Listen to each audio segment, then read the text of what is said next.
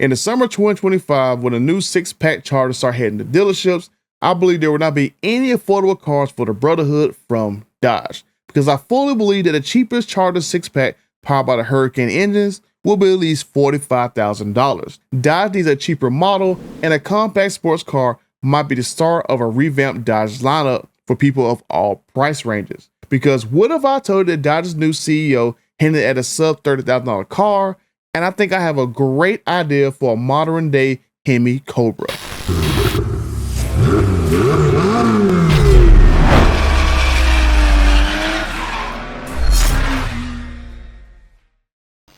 The weather's warming up, which means it is time to bring your favorite ride out of hibernation. And what better way to kick off the season than by saving up to 15% off on the top aftermarket accessories for your muscle car, pony car, truck, or SUV.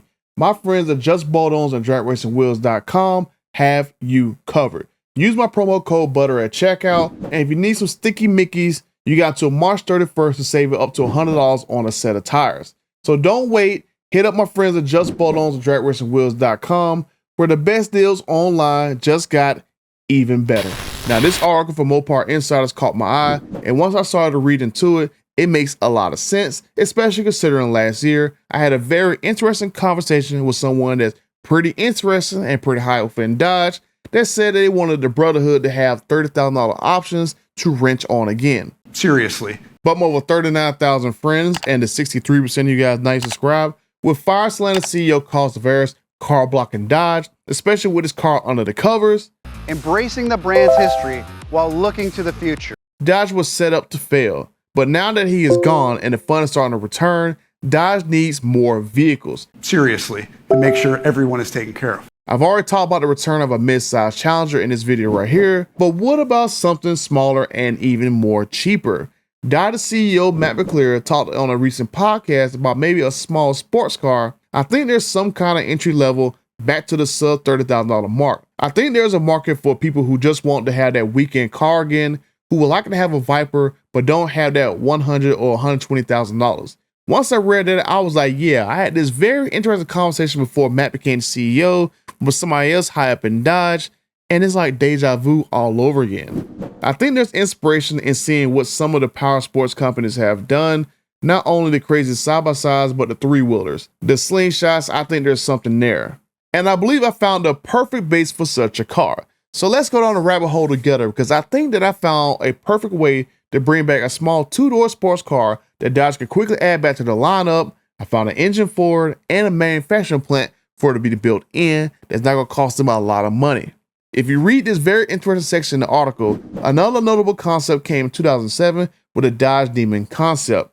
Unlike the Razor, the Demon was designed as a roadster, aiming for cars like the Mazda MX-5, Miata, and the Pontiac Solstice. Powered by the 2.4-liter four-cylinder engine, producing 172 horsepower and a 6-speed manual, the Demon was an affordable, no-frills sports car, showcasing Dodge's ability to build an engaging yet budget-friendly performance vehicle. If you look at this concept car, it is pretty sexy, I might add. But how fast can Dodge bring this to the market? And I think with this idea that I have, that they can do it within 1 year. If you guys remember the Fiat 124 Spider that was made from 2017 to 2020, I think this would be the perfect base for a new Dodge concept sports car.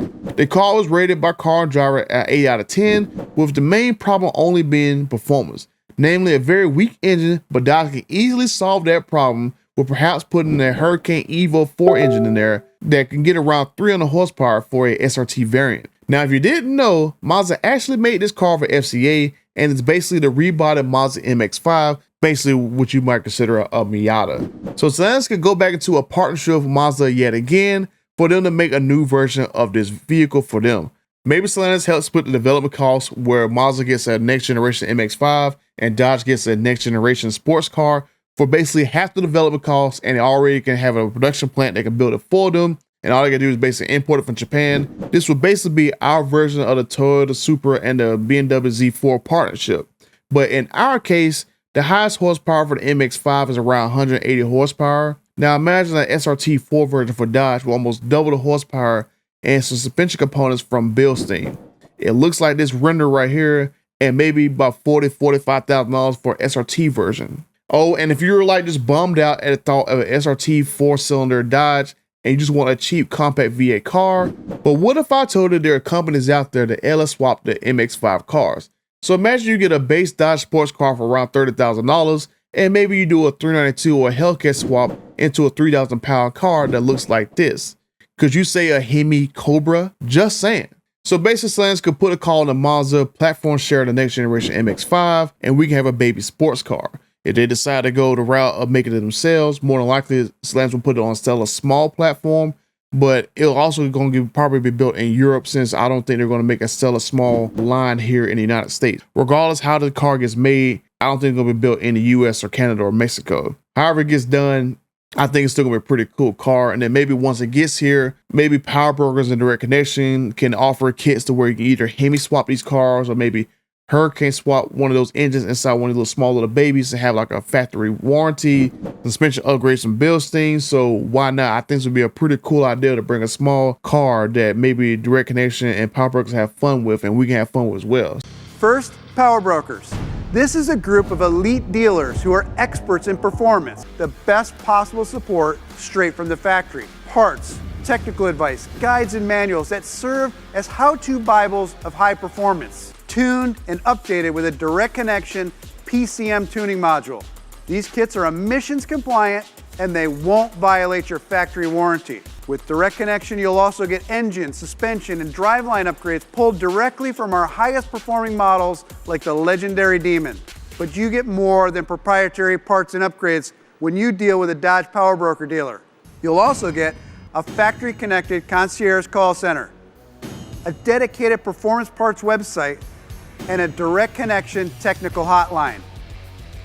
From the experts at the factory to the ambassadors at the dealers, this team and these programs have been built to deliver. I'm thinking if Dodge want to get this car to market quicker, why not split the development costs and get a car that you can sell worldwide in pretty much every single market, especially if you're going to put like inline 4s or inline 6s in this car. And just in case my friends at Dodge watch this video, which I know y'all guys do because sometimes I get random text messages when I talk bad about a car or a truck,